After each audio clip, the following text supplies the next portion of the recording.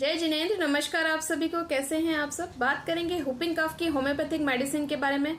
जैसा कि मैं हमेशा कहती हूँ, सिम्टम सिमिलरिटी के हिसाब से मेडिसिन का चयन करना बहुत ज़्यादा जरूरी है, लेकिन फिर भी एक ऐसी मेडिसिन है हुपिंग कफ की जो लेने पर आपको कोई ना कोई रिजल्ट देगी ही। तो सिम्टम सिमिलरिटी के हिसाब से आप किसी मेडिसिन का चयन करें, उसके बाद आप ये मेडिसिन उसके साथ में कॉम्प्लीमेंट्री मेडिसिन के रूप में दे सकते हैं। इस मेडिसिन का नाम है थाइमस मदर टिंचर। आधा कप पानी में 5-5 बूंद सुबह दोपहर शाम करके दे सकते हैं और अपनी समस्या से राहत पा सकते हैं।